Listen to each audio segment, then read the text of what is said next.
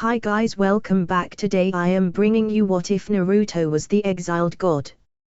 This story is unfinished but has been updated regularly. Hope you all enjoy. Another meeting was being held by the gods as they discussed the matter of the missing Master Bolt, but this time, all Olympians were being asked to be present. Even Hades and Hecate, who normally absented themselves. Okay, what the hell is so important that little Hecate, Hestia and I have to come to this, Hades said as he waved his hand around, gesturing to the meeting room when everyone was seated, with Hecate glaring at him for calling her little. Whatever you call it. This place is the Hall of Olympus. I know that, but thank you, smart ace, was Hades' reply to Athena. Artemis, Zeus began addressing her. Why have you called for an emergency meeting? I don't need to tell you what I would do to you should this not be of any importance. So tell me what this is about. He asked her while sitting on his throne with an annoyed expression. Every deity within the room could see that he was depressed. His Master Bolt being a factor. The other being that his wife had lost any form of interest in him and their relationship going downhill ever since that fateful day, and last factor being the unsaid topic of this meeting. Ever since Zeus lost his advisor and punisher, he has been growing more miserable as the time went on. He made stupid decisions and other things. He had been in a constant state of depression ever since then. Fear not, Artemis, he wouldn't do anything. After all, he has lost his tool for punishing and therefore lost his will to punish. Besides, there is only one true punisher. Am I right, brother? Definitely, was Hades' answer. Zeus looked annoyed but tolerated them. When all heads turned to Artemis, she took it as her cue and spoke. Well, it is about the Master Bolt. Immediately, she knew she had picked their interest. I was thinking, since we couldn't find it and all our trackers have failed, we could perhaps bargain with someone for it. And who might this person that we are going to bargain with be? Hera asked the question on their minds. I was thinking about the best tracker. Some became suspicious about where this would end. I'm listening, Artemis. Zeus beckoned her to continue. I was thinking maybe we could make a trip over to another dimension and make a bargain with Mr. Z, she said, stuttering the name. It was obvious they knew whose name she was trying to say. Who arty is this Mr. Z? Apollo asked. She glared at him but then sighed and called the one name that they hoped she wouldn't, although they had different reasons, with some having the same reason. But when she mentioned his name, all hell broke loose. The gods started arguing again. It was so heated that Apollo drew his bow and arrow, pointing it at Ars, with said god pointing a sword at him. Hephaestus had a blade on Ars's neck and Aphrodite having a small dagger at Hephaestus's back. Dionysius also had a scythe with the curved blade around her neck. Take your scythe away from me, Dionysius, or both you, Apollo and Hephaestus, would have your children cursed, each and every one of them. Oh sweetie, you forget that you are not the only god. Besides, we could always have someone lift it, or better yet, find ourselves a new goddess of love.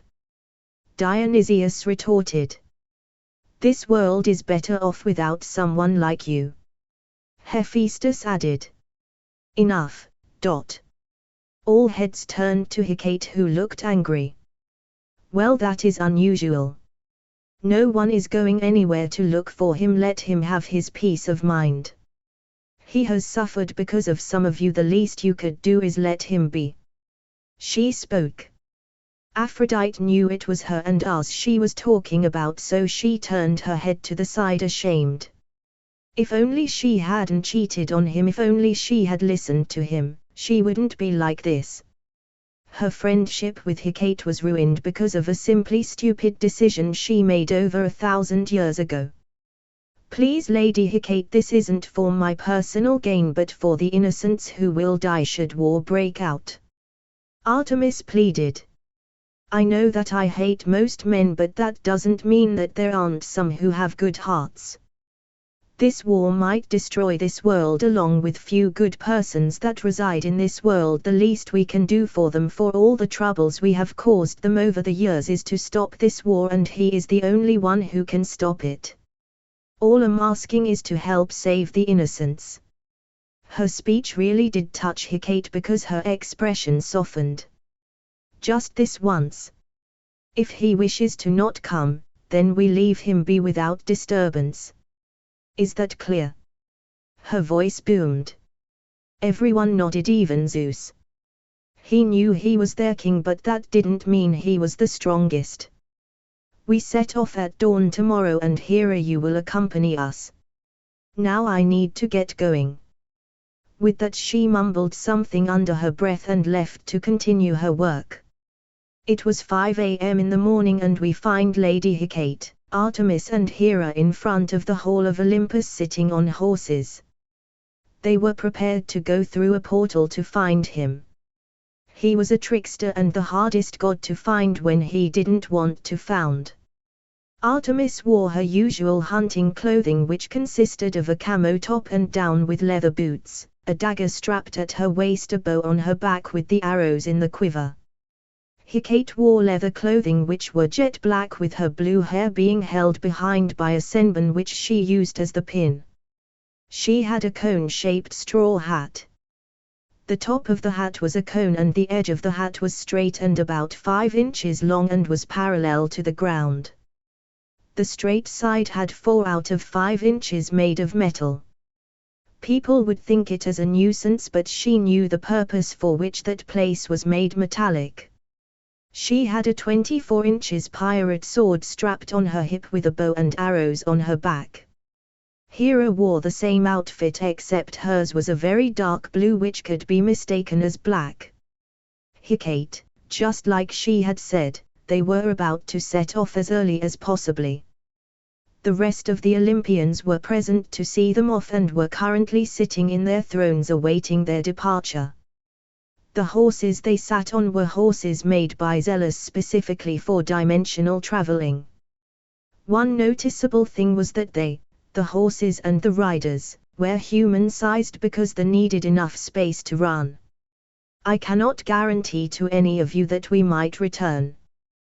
The expressions of the gods changed. Why is that, if I may ask? Was Poseidon's response. As you all know, there are different worlds with different gravitational force and other powerful being. Should we unfortunately encounter a being when we may lose our power due to the change in dimensions, or perhaps be unable to return because of the forces of the other world, then please continue on without us. It might take eons for us to return in such situations, or we might never return. Spirit, take us to him, was what she told her horse, and before anyone could comment on what she just said, they closed their mouths in favor of watching as the horses started to run, gaining speed until a bluish portal that looked like a tear in midair appeared, and then blurring in the form of lightning they ran through the portal with it closing behind them. Wow, that was insane, had said, effectively destroying the silence in the room. I wish I went with them. That way if I died I at least got to travel through dimensions while all of you are stuck here. Would have been a nice scene before a tragic death. Apollo dumbly said. So what do we do until their return? Aphrodite asked, wanting to get out of there as soon as possible. If he were to return with them, she would at least have to lose some weight, train and look nice to get in his favor, but thinking about the past and the time she spent with him, that is most definitely and seriously a very bad idea. He dislikes girls who do everything they can to look appealing. He would much rather have the ladies training. He often said that one must not seek war but must be prepared for it.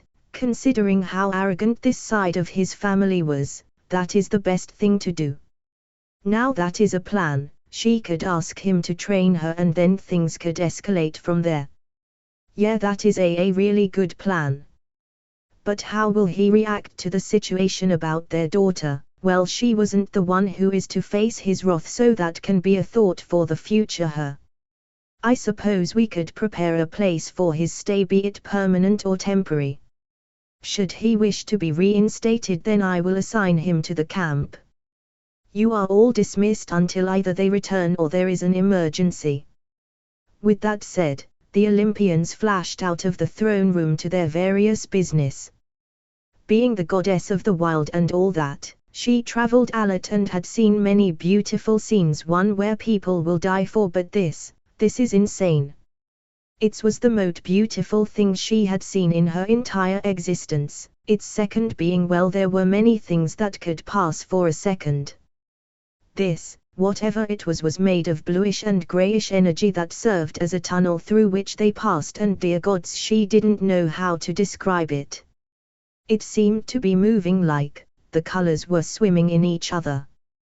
Just when she thought that was it, different colors, specifically Roigbiv. The colors were swimming in each other and once a while cracked with lightning of the colors. "Beautiful, isn't it?" Hecate asked. She must have been discovered. It wasn't like she could hide it, no, not with the way her mouth hung agape. "Very, it's the most beautiful thing I have seen," she replied. "You know, when Zed first made this, and showed it to me, I was speechless. I couldn't comprehend it. Even after seeing it a dozen times, it still amazes me like nothing else." Hera chipped in. "You have seen it before, my lady?" Artemis asked, and a nod was her response. "As beautiful as it is equally a dangerous and deadly thing. It has a mind of its own. It was made with so much energy that it became a being on its own and is capable of moving through time and space.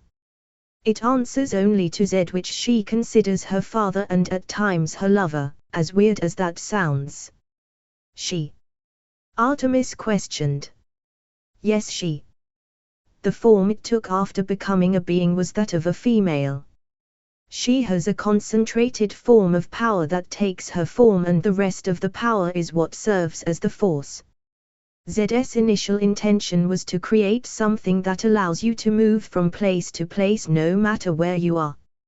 It is a part of nature, you see. Zed made it so that his energy mixes with that of nature and splits it to gain access to all of time, because time is a part of nature."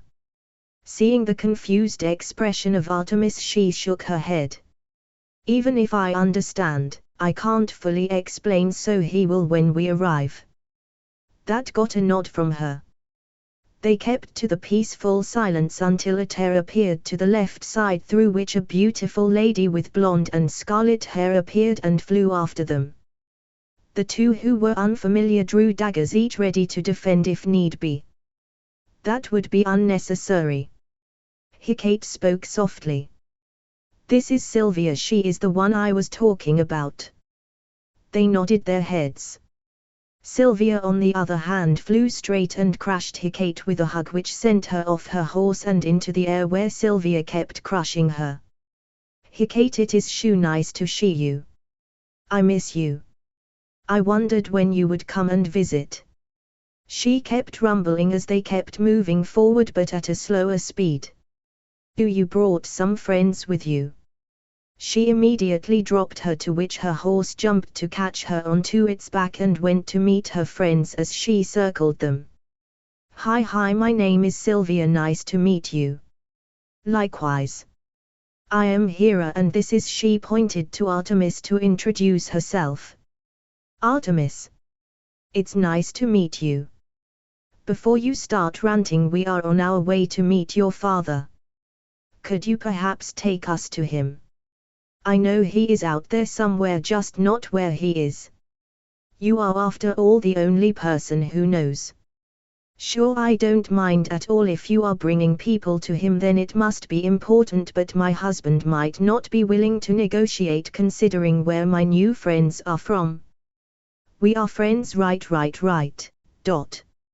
She turned to the two to ask, and they nodded. No matter how weird it was to be claimed as a friend only less than 5 minutes of being met. She looked forward and her deep ocean and electric blue eyes glowed a little, and there was an end to the never-ending tunnel where they emerged to a beautiful clearing with a forest behind them. Athena, though she loved her children very well, couldn't go visit them at the camp regularly because of her father's law, but when her father chose her to deliver the news of Z's possible return to camp, she was ecstatic. She has the opportunity to visit her children and spend some time with them. Hey, her dad never said she should leave immediately after or when to leave, and that she would take advantage of. At least she still remembers some of his tricks. Quickly, without wasting time, she flashed to the camp only to be met by the confused faces of Asata and Chiron. For God knows how long, the gods have not visited their children because Zeus made it known that he didn't want the gods to interfere with the life of their kids and to leave them to their own fate. So seeing Athena appear all of a sudden was a really big surprise. But living with them for a long time and knowing how they could suddenly appear just out of the blue, he quickly snapped out of it and bowed in greeting the young satyr following suit. "My lady, to what do we owe this pleasant visit?" he asked.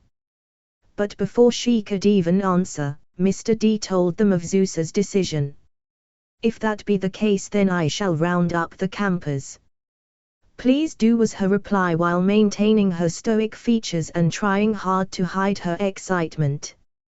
"Greetings, demigods of Camp Half-Blood.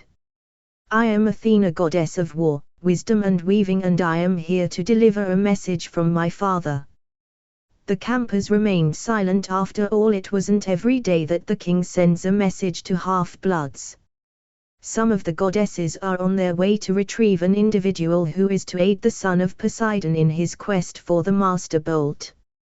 His arrival is not certain, as he may decline the offer, but should he come, you are all to welcome him appropriately and show him respect like you would the gods. Should he be unable to come, then the burden falls on you to carry, and should you fail, this world might come to an end.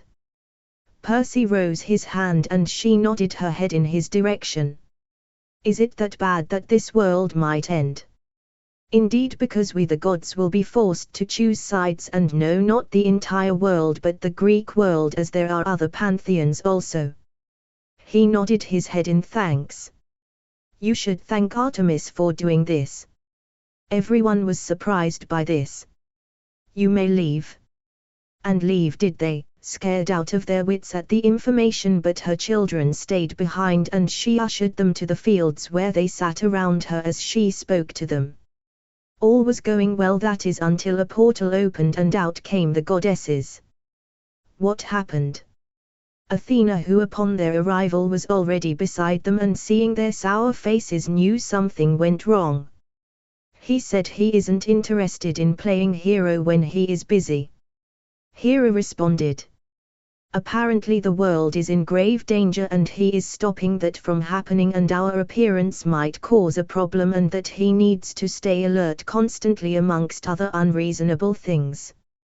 Hecate followed suit to answer. Pacing back and forth, Artemis seethed in anger. How could he? How could he just say no and then throw us out like common peasants? He should be honored that I came all the way to ask for his help. It was a mistake from the beginning. I should not have stooped so low and asked for his help. Artemis, calm down. Are you even listening to yourself right now? Athena tried to get to her. She had been like that since last night. First of all, the possibility of him coming along was low. So low that I wanted to tell you it was pointless to ask for his help. Artemis turned on her heels to look at the goddess, and Athena only shrugged her shoulders.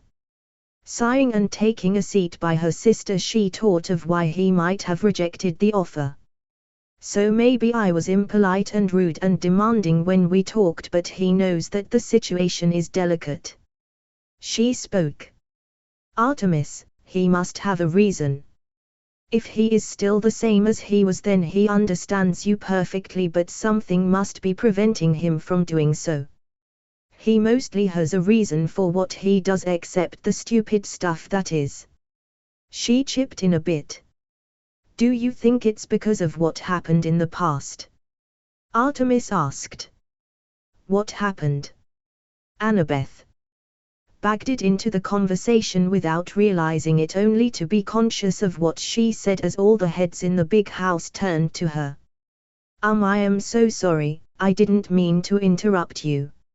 She tried to make herself as small as possible whilst backing out of the room, but stopped when Hecate gestured for her to come sit beside her. The silence became awkward as they all stared at Hecate and Annabeth, with the latter looking in any direction away from the Olympians. Either way, someone is going to find out. What is the use in hiding it? Hecate questioned. They won't unless someone reveals it. It has been hidden since the beginning and it will continue to be hidden. Athena interjected. I'm sorry, but am I the only who feels uncomfortable with a mortal here? Mr. D asked with his hands raised. This mortal is my daughter. Annabeth sat straight as her mother defended her. Well, she ain't mine, so scram, little girl, she stays. D. One mortal knowing the truth won't hurt anyone as far as she doesn't tell anyone. Besides, she isn't going to live forever. Hecate silenced him with the truth. Thank you, my lady, you are most welcome, my dear. Hecate responded, although Annabeth didn't like the way she defended her, at least she got to stay. See, the old hag with the bow, cursed Zealous's daughter, because the little missy said her auntie was gonna find love someday and have healthy kids, and because the old hag hates men and wants to remain an eternal virgin, she couldn't help herself. So far all that the little miss has said about people has come true, so Artemisia was kinda scared, and that's the gist of it. Mr. D summarizes the whole thing. Artemis had been trying to stop him, but Hecate would stop her whenever she tried. So where is she now, if you don't mind me asking? The little girl has a point, haven't seen her since someone tried to rape her, and that had been like at least 1,000 years ago. Mr. D asked Hecate. I'm sorry, but I do not know of her whereabout, but back to the matter at hand. Before they could continue with the conversation, a camper knocked on the door and entered after being granted permission.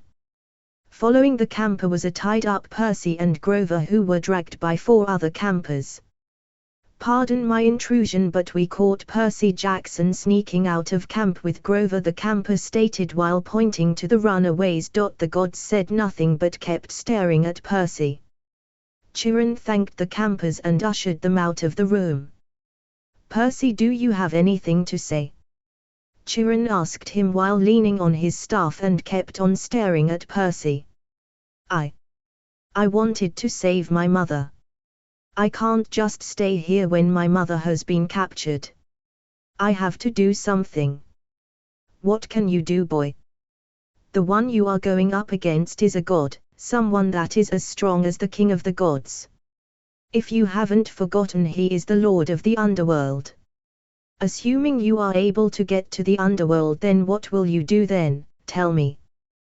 The only thing that you will accomplish is getting your friends and family killed, and the upcoming war will go on because the one who is to prevent it got himself killed. Athena questioned him, and all he could do was stand and shuffle around in discomfort as the gazes of the gods pierced him. He stood still and said nothing. So what am I supposed to do now, Chiron? The centaur looked at him, then at the gods. We are yet to find a solution, Percy. Your aid hasn't arrived, and I am afraid that he may not be coming. If he isn't coming, how am I supposed to find the bolt and save my mother? The lady over there just said that I couldn't do it alone or I might die. Percy, show respect. Every single individual in this room is a deity except for you, Annabeth, and I. Percy just turned his head to the unoccupied part of the room. He turned to look at Chiron and looked at him intently. I want to see the person that is supposed to help me. Percy, like I said before, he isn't aiding us anymore. Yeah, exactly, but if he hears me out he might help. I mean, I am the one in need of help, so he might feel sympathetic enough to help when I talk to him. Kate looked at the boy in front of her. Zealous might not be willing to help find the bolt, but he might be willing to help him save his mother. All right, young ones, go and have your rest. We set out tomorrow. Konoha. Granny, I am not helping them. How can you travel to another dimension just to find aid in something that can be easily avoided through peace talks? Okay, assuming that they hate each other as much as the people of this world, do they not have people to train the bloody boy? An enraged Naruto asked, standing in front of his clan elder Mito Uzumaki in a room filled with guests. His training had been interrupted by a clansman that afternoon for a meeting, and it turned out to be the people from before, only with extra people. I will smack that mouth of yours if you don't show these guests any sort of respect, boy. I won't have a family member being rude to others. Mito's hands were raised slightly, and if not for self-control, Naruto would have had his head through the wall. The boy just grumbled and excused himself from the room. Standing up, she bowed in apology. I am going to teach that boy a lesson. Please follow me. She escorted them to the Hokage's office and had Percy explain to the village leader. This is quite interesting indeed. We can offer to train you if you don't mind, but to make the most out of this situation, I would like some of you to become soldiers of this village and to better the relationship between the Leaf Village and the Uzumaki family, because you are their guests, not forgetting that we are also forming an alliance with your world. Since Naruto is a member of this village and one of its soldiers and an Uzumaki, it should be best to allow Naruto and 2 more to join in going to your world and learning about it, just as we teach you about ours. Apollo, god of the sun or light, music, poetry, medicine and prophecy. One of the few gods with abnormal healing capabilities, and second to none. Even when injured he healed at a monstrous rate. That is the brother Artemis, and the other gods knew. Upon their unsuccessful return from their failed mission, Artemis came to Camp Half-Blood with the other deities, and what they didn't expect was an almost empty camp whose residents were hiding in fear. What exactly they were hiding from was unknown. Chiron rushed the moment he sensed familiar godly powers and not that of those monsters. My ladies, Chiron spoke with fear as he rushed to them. Fear evident in his voice if his facial expression wasn't enough to alert people enough. Please come with me, we have an emergency, nowhere is safe. He quickly rushed them to an underground bunker that was surprisingly big enough to fit the entire camp should the need arise. Chiron, what is going? Athena spoke first. They saw the smoke and the smell of things burning in the air and far distance. It was as though there had been a sudden apocalypse after their departure. The fact that they could feel very little of the world power or the dampening in their domains didn't help to ease their worries. Primordials. 2 of them, in fact, from a different world. Those things came to our world and took what they wanted as if they gave us life. A voice spoke behind them and they looked to their left to see Oz. They gasped at his appearance. He was not only missing an eye but the whole of his left arm. Son, what happened to you? Hera almost dropped to her knees from pure terror. I will be fine, mother. He tried to ease her worries, which wasn't working. Father is in the room to the left down the hallway. He pointed them in his direction when a sudden wave of guilt washed over him when his gaze fell on Percy. His father gave his life so the others could escape. Hera rushed down the hall and opened the door with so much force it almost snapped off its hinges. She saw her husband of over 1,000 years. He sat by Apollo, who looked like he was in his late 40s, the stress from what happened aging him drastically. The lower half his body gone and he could fade at any point in time. His expression was that of someone who was having a nightmare and not the one you could wake up from. Gasp! Apollo suddenly woke up from his trance in the middle of the meeting of the gods. His sudden gasp echoed down the silent halls of the rather large room, earning him stares from all the occupants of the throne room. He remembered all that would happen so clearly. What those monsters would do in years from now should they seek out help from Zed. What he wasn't sure about was whether they would still come if they didn't go. Either way, something would happen, and it was inevitable. Something that would leave their world either powerless or lifeless. Less than 1,000 humans remained after their appearance, and all the gods except for a few Olympians had been left alive. Zeus had been tied down, and he had to watch as everything in the world burnt right before his very eyes. His sons, his loved ones, his mother, brothers and sisters fading from his very view as they were butchered. The world energy sucked from the world, and even when Gaia rode to fight, she didn't last a minute. Their world literally split into two by just a sword. The nearby planets and stars sucked of their energy. Their world destroyed before their very eyes, and they were so helpless about it. Not even Aphrodite was spared. Their techniques so different, it was amazing yet terrifying. They had given them time to prepare for combat against them, and even Aphrodite had geared up for war, and yet she was so badly beaten no one would recognize her at first glance. Not only did it look like her left cheek was scraped, she had a slash going down from the top of her right brow to her chin diagonally, and her lips not being spared in the scar. She was even blinded in her right eye. Apollo looked up to Aphrodite and noticed the entire room of gods were staring at him. He sighed and held his face in his right hand. They knew when he had one of those prophecies. There will be an apocalypse years from now. A week before the summer solstice. Beings unknown to us, stronger than primordials of this world. Apollo, god of the sun or light, music, poetry, medicine and prophecy. One of the few gods with abnormal healing capabilities, and second to none. Even when injured he healed at a monstrous rate. That is the brother Artemis, and the other gods knew. Upon their unsuccessful return from their failed mission, Artemis came to Camp Half-Blood with the other deities, and what they didn't expect was an almost empty camp whose residents were hiding in fear. What exactly they were hiding from was unknown. Chiron rushed the moment he sensed familiar godly powers, and not that of those monsters. My ladies, Chiron spoke with fear as he rushed to them. Fear evident in his voice if his facial expression wasn't enough to alert people enough.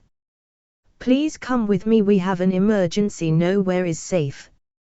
He quickly rushed them to an underground bunker that was surprisingly big enough to fit the entire camp should the need arise. Chiron, what is going? Athena spoke first. They saw the smoke and the smell of things burning in the air and far distance. It was as though there had been a sudden apocalypse after their departure. The fact that they could feel very little of the world power or the dampening in their domains didn't help to ease their worries. Primordials.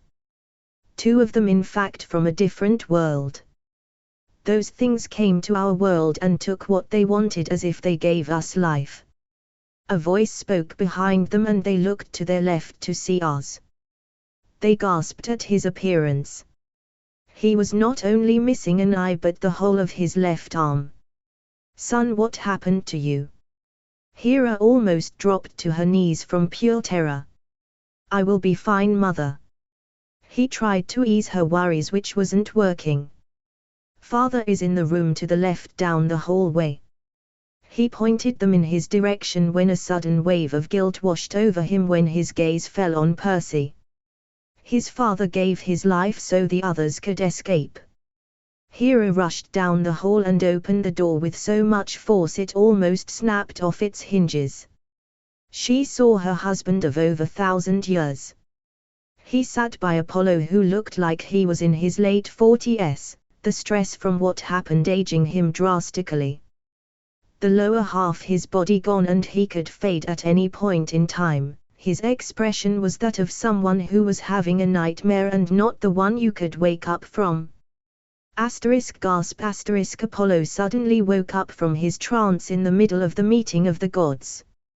His sudden gasp echoed down the silent halls of the rather large room, earning him stares from all the occupants of the throne room. He remembered all that would happen so clearly.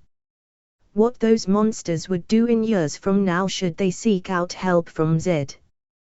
What he wasn't sure about was whether they would still come if they didn't go. Either way, something would happen, and it was inevitable. Something that would leave their world either powerless or lifeless. Less than 1,000 humans remained after their appearance, and all the gods except for a few Olympians had been left alive. Zeus had been tied down, and he had to watch as everything in the world burnt right before his very eyes. His sons, his loved ones, his mother, brothers and sisters fading from his very view as they were butchered. The world energy sucked from the world, and even when Gaia rode to fight, she didn't last a minute. Their world literally split into two by just a sword. The nearby planets and stars sucked of their energy. Their world destroyed before their very eyes, and they were so helpless about it. Not even Aphrodite was spared. Their techniques so different, it was amazing yet terrifying. They had given them time to prepare for combat against them, and even Aphrodite had geared up for war, and yet she was so badly beaten no one would recognize her at first glance.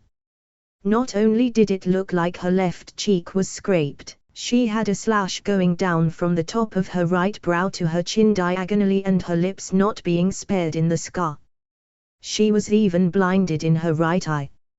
Apollo looked up to Aphrodite and noticed the entire room of gods were staring at him. He sighed and held his face in his right hand. They knew when he had one of those prophecies. There will be an apocalypse years from now. A week before the summer solstice. Beings unknown to us, stronger than primordials of this world. The little naiad never said anything about the journey being long. Well, longer than she had hoped for. At least she was at the front of the gates now. Gates that were surprising huge. Even if she transformed, she wasn't sure she would be at half the height of the gate. It's almost as if they were made for creatures of all sizes, she concluded. Before she could take a step further, a guard ushered her to the side and asked for her ID. Well, she assumed that's what they were asking for. Too preoccupied in the mind with the events that happened to even bother to make a fuss about the guards being a male or that he had grabbed her by the arm to the side. Pardon my rude interruption, my lady, but I would like to ask a few questions. If it won't be a bother, would you please take a step into my office? It shouldn't take much of your time. Now that woke her up from her daydreaming, the stepping into office thing. She recalled a lot of perverted men used that as an excuse to do vile things. Maelstrom, those were the words that came out of her mouth. He immediately looked alarmed. Please be more specific, my lady. Her features scrunched up for a brief moment before answering. White Maelstrom. It seemed as though the color drained from his face. She suddenly felt a spike in energy from the spot the male stood. Raising his hand to his mouth, a loud piercing whistle came from him. She brought her hands to her ears to prevent any damage that could be caused, but the sound had already taken effect. She felt dazed as her ears gave very loud and slow thumps. She dropped to a knee as she rose her gaze to meet his. Two figures suddenly teleported beside the man in front of her. They each grabbed a hand and suddenly they were in a room. They gently sat her down and waited for the effects to subside. She realized a moment after the effects came to an end that she was in front of a desk, and to her surprise, she could see the entire village from where she was seated. The sudden click of the door as it closed behind someone was enough to draw her attention back to reality as she glared at the man who walked past her to the seat in front. No greeting or introduction. Who are you? Where are you from? what goddess are you and what is your purpose here?" Those were the words that came out. His face remained blank as he stared down at her as though talking to a kid, no regard for her status as a goddess nor the fact that she could pose a threat. Before she could give him a piece of her mind, she recalled what the Naiad said. "Artemis of the Hunt, from a faraway universe, goddess of the moon, and I am looking for someone who could help my homeland." She took her time to respond as calmly as she could, her temper rising ever so slowly at her current situation. "I was informed you said White Maelstrom upon your arrival." Before she could respond, she turned her head to the door as it opened and a lady walked in with a file. She placed it in front of the man and abruptly took her leave, not a single sound from her. He opened the file and read the information on the sheet of paper. He grunted as he kept reading, making more vocal noises as he signed. "This is a document written by a water goddess explaining your encounter with those lazy good-for-nothing scales that float around my island. Thank her when you see her. I am Ishin Uzumaki of the Uzumaki clan. It's an honor to meet you, Lady Artemis. I will call for someone to arrange a place for your stay until you have finished all businesses here in Uzu." Finally. That was the first thing to come to mind. "I am looking for a mortal that was once a god, blonde spiky hair, has rounded face, usually friendly and kind. I will provide you with more information later." He went by the name of Zealous. She grudgingly spoke. "Can I take her to that the priestess? She should know what to do." "Please don't be alarmed, everything will be taken care of by the priestess. She will be able to find him for you, and also she will take care of what those good-for-nothingness gave you." She looked at him puzzled, bewildered even. He called such powerful, majestic creatures good-for-nothings. The door opened and if she had to guess, that lady was her secretary, came in and politely gestured to the door, and she stood up and followed behind her quietly. They took the stairs to the floor underneath and Kana gestured to the door at the very end of the hallway. "The room further down there.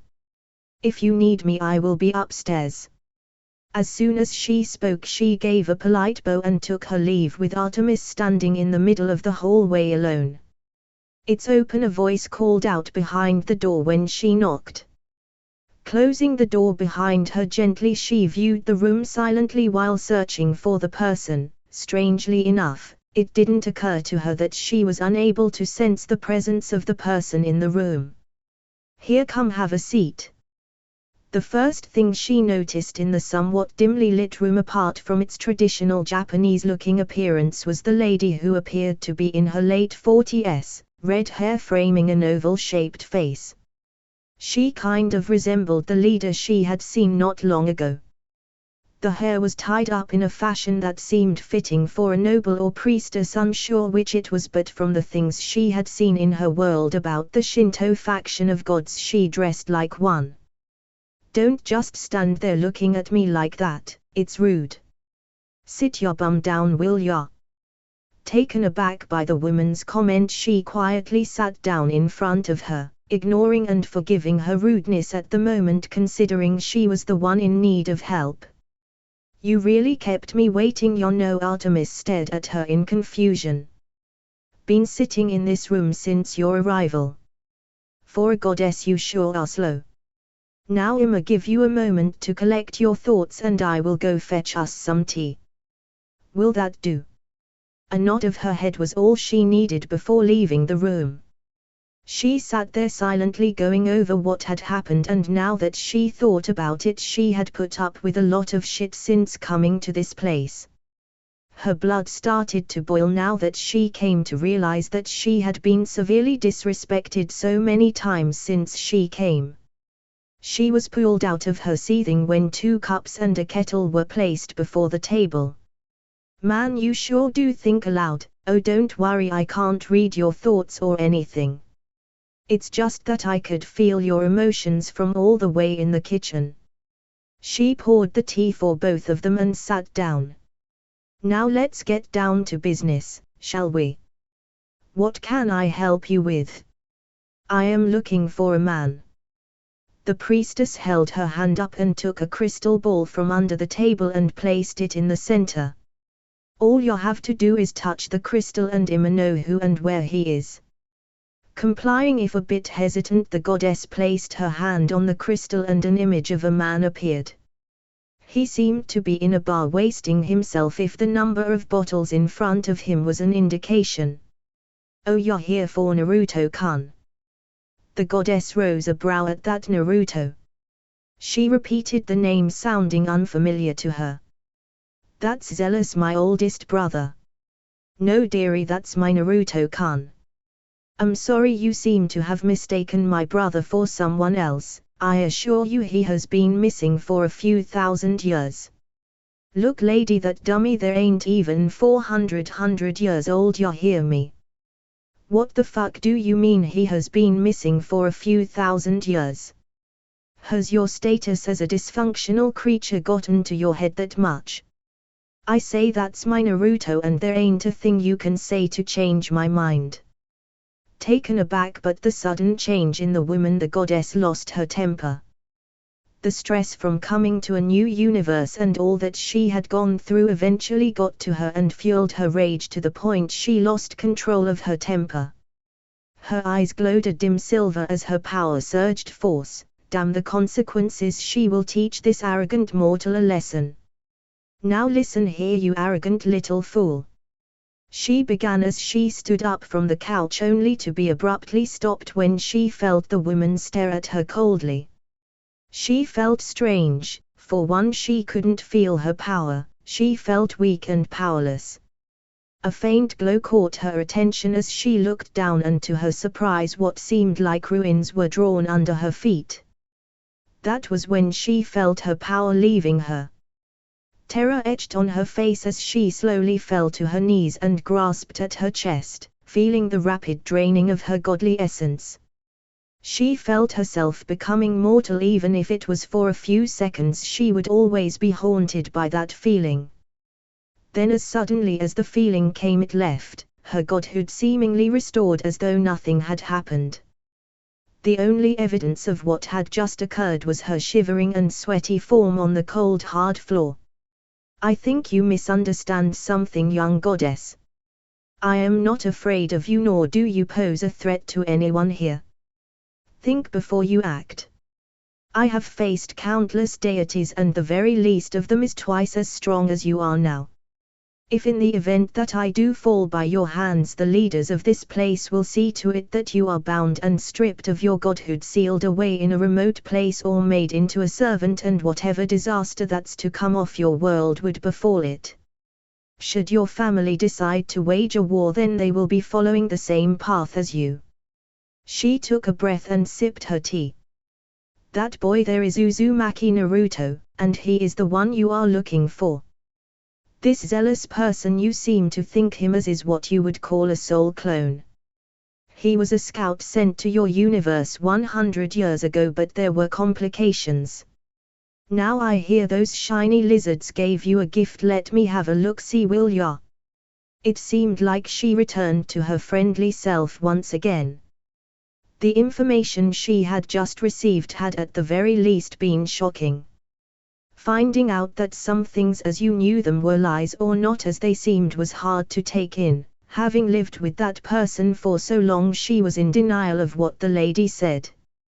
Then again, it wasn't like the lady seemed to want to pointlessly antagonize her. Strip now, will ya? I don't have all day. Coming to her senses only when the lady had yanked her up and started stripping her did she shout a hey in disapproval. She felt like a kid before the woman who had now stripped her to her birth suit.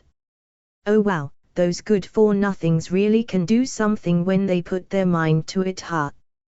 What did they do to me? It's kinda like a seal, really. One that is so complicated even for me, but at the very least that's what it looks like. And the rest is just garbage, really. Some blessings for birth, time stuff, cleansing, rebirth, just your standard shit blessing. She looked rather disappointed. Birth. I'm not giving birth to anything anytime soon forever. Yeah, you all say that then end up with a bloated tummy, who are you kidding? Come now, we have a person to find and a tummy to fill. The young goddess looked mortified. I am not going to have a child and no one is going to be filling my tummy with anything. She retaliated while holding her tummy. You're not hungry? Oh well, you can watch me eat everything then, she said while walking out the room, the goddess following with a no as a response. My name is Mitsu, by the way. To be continued.